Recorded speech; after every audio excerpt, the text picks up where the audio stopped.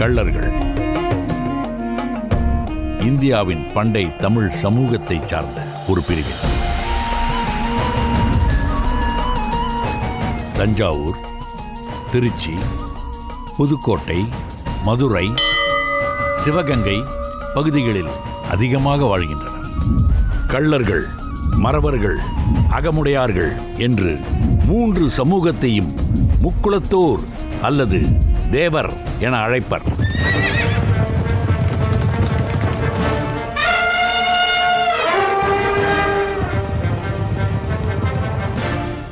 போர்க்களத்தில் கள்ளர்கள் தலை சிறந்து விளங்கியதால் பல வெற்றிகள் கண்ட பெரும் படைகளின் வரலாறே மாறியது.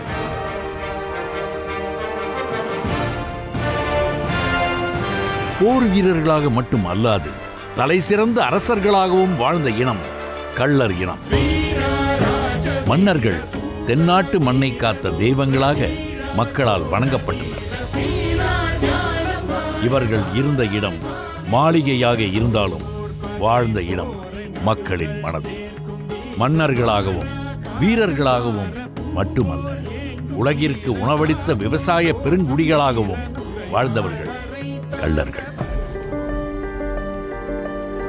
வீரமும் விவேகமும் நிறைந்த கள்ளர்கள் குடும்பங்களை கோவிலாக நினைப்பவர்கள்.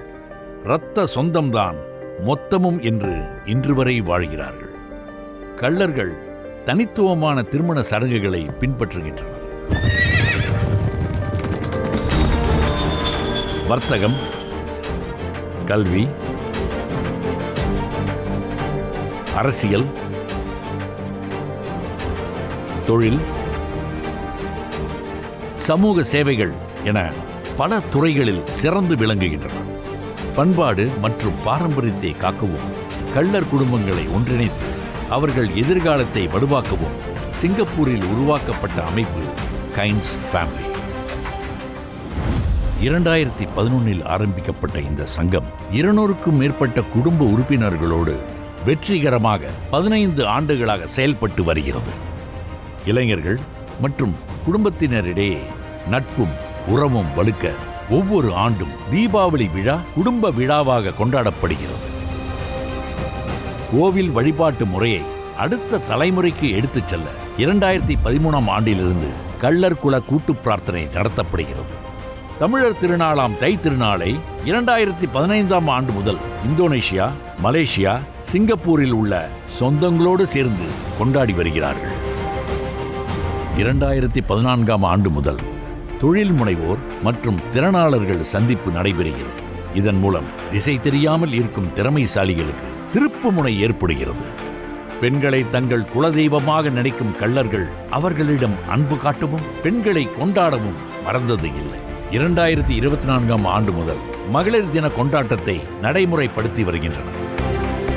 கைன்ஸ் ஃபேமிலி அமைப்பின் எதிர்கால நம்பிக்கை தூண்களாக இருக்கும் இளைஞர்களிடையே பிணைப்பை வலுப்படுத்தவும் அவர்கள் திறமையை மேம்படுத்தவும் இளையோர் குழு தொடங்கப்பட்டு பல நிகழ்ச்சிகளை நடத்தி வருகின்றனர். தன்னை வளர்க்கும் நாடான சிங்கப்பூரின் வளர்ச்சி பாதைக்கு பல வழிகளில் வலிமை சேர்த்து வருகின்றனர் கைன்ஸ் ஃபேமிலி. தமிழ் மரபுடைமை மின்மயமாக்கல் திட்டத்தில் பங்கேற்றனர். கொரோனா காலத்தில் தேவைப்பட்ட இடங்களில் உணவு வழங்கினார்கள்.